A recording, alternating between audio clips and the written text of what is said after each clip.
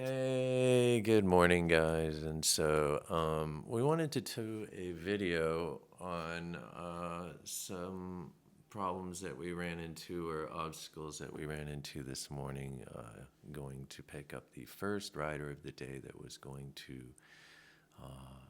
Springer Mountain Yes. from Sandy Springs area. The rider was not there. And so the rider texted Jordan, which already was at Sandy Springs. So he arrived. The pickup was at 9 a.m. Yes, that's correct.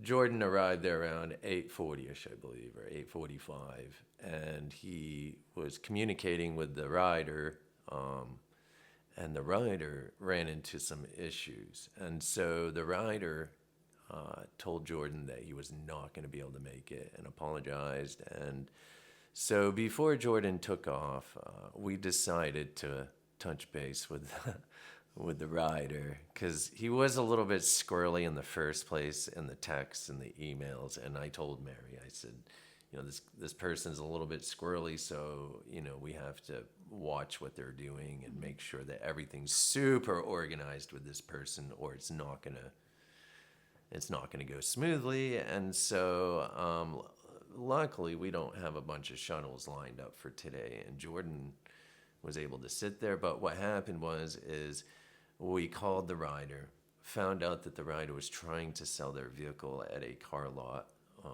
and said that, and he's a kid, and to find out his mother had passed away. So he wanted to come here and try to work things out, but the vehicle was his mother's, which was left to the father, I believe. Which Correct. was then signed over to him. But he never had the title transferred over to his name. So when he got down to the car lot and tried to sell the vehicle, they didn't want to do business because it's not in his name. It's just signed over. It's not actually transferred by the DMV or the town or whatever you have to do to get your car. Right. When you do a transfer like that, I don't, or personal sale, or not a car dealership, because they usually just take care of it. Right, Yeah, it's just transfer, and then you get the title, of course. But I haven't bought anything like that in years, so I don't really know how it works. But I know that when you do buy something like that, you do have to have the title transferred over, and you'd have to send the title in or go to the city that you live in, or the DMV, the town hall, and then have it transferred over, and you have to wait for the title to come and stuff. Man, it takes a couple weeks. So, but we found out all this, man. We found out he was a kid, man. And so what we did is I told him that he could park his car here, man, and we would assist him by giving him the steps to get his title transferred over, and then he could go ahead and get his car. I felt bad for him, man. So Well, he's trying really hard to Yeah. get here. I mean, he's here. This is just this thing that's in his way, and he's here to attempt the through hike. And after talking to him for a bit, I felt really bad. And, Right. the kid's just trying to come and hike. He's got stuff on his plate, and I just see somebody that really just probably needs to be out here, and we're trying to help him get here and do the best we can to assist him. So. Yeah. And so what we did is we talked to him for a little while, and finally we came up with a plan for him to park at Amicalola and pay them the $55 or whatever the fee is right now to park there for 6 months' time. You can get a parking permit, pass, whatever. That's right. And then in the meantime, he can go ahead and hike and figure out what he needs to do to get that title sent to him, and so he can go ahead and do whatever he wants with the vehicle. We're only trying to give him some assistance doing it. And so we told Jordan to actually wait while we took care of this younger man. And so we told Jordan to wait at the hotel for him so we could go ahead and follow him all the way up to Amicalola and then pick him up there after he goes into the guest center and gets stuff done. We can go ahead and scoot him on up to Springer Mountain, and he can start hiking northbound. And in the meantime, he can go ahead and start emailing and calling places and getting this title straightened out and talking to his father and whatever he has to do. I'm sure he's got some burned bridges and stuff. By the way he He talked. did use that word, bird Yeah, bridges. he did. So, He did. but it gives him ample opportunity. He's still getting his hike, and then he can take the steps required to get the process rolling. And as he hikes, these things are happening, and then maybe gets an answer. This is what's going on, so he doesn't have to lose his hike. He can just take care of it while he goes. That's right, too. You know? That's right. And so, like I was saying, he was about to just give up on this. And so, since Jordan drove all the way down to Sandy Springs, he was going to forfeit his money, man, because the driver has to be paid no matter what. And we showed up and did our part of the bargain.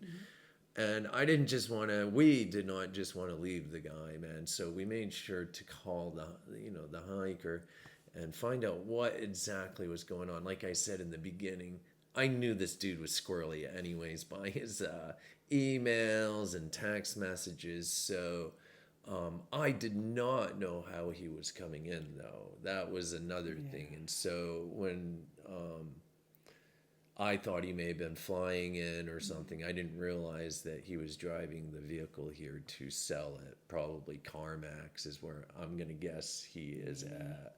I'm going to guess he's at the either Cummings, Roswell.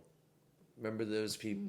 This isn't the first person that's actually done this. We've had other people, other hikers drive vehicles in and sell them at CarMax, and we'll pick them up at like the Cummings CarMax or the Roswell or Alpharetta up in that area. They're all right in the same area. So, but we'll pick him up there, and I believe that's where he's at.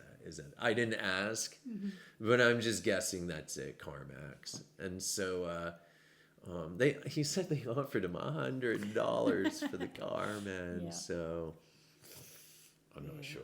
He just wants to dump it. He just wants to get out here, and he told me, I'll give it away. I don't care. He just wants to be done with it. He wants to come and hike. And, I think that, looking back at the big picture now, calling him squirrely, I think he's an unsure young man just trying to find his way. Squirrely. Young man, just squirreled out, man. Yeah. Just squirrely, man. I was squirrely too, so. Just needs a little guidance. I'm still squirrely today, man, but not squirrely like a 20-year-old. Anyways, he was definitely in need of some trail love, man, and so we wanted to make sure that we gave him some assistance and not leave him high and dry, and not get an explanation on why he's just saying, screw it, I'm sorry, like.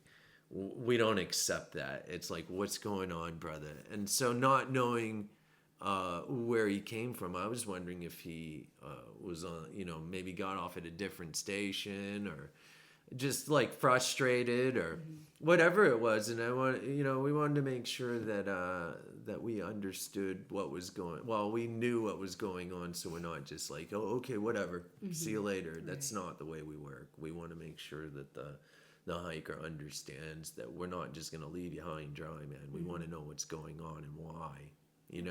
I mean, if it's personal, that's all you need to say. But if it's something that we can assist you with, man, and wait or come back and after our rides, or like today, we don't have much to do, we'll sit there, man. There's no reason not to.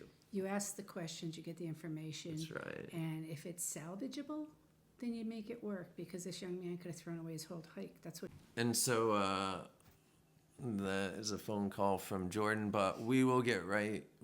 So that's what's going on today. So we'll go ahead and get back to y'all in a little bit, That's man, and take care of. We got to take care of the hikers right now, but. That's a little bit of what goes on out here and how we like to run our business, and so thank you everyone for watching, and more to come later. All right, thanks. Peace. Bye-bye.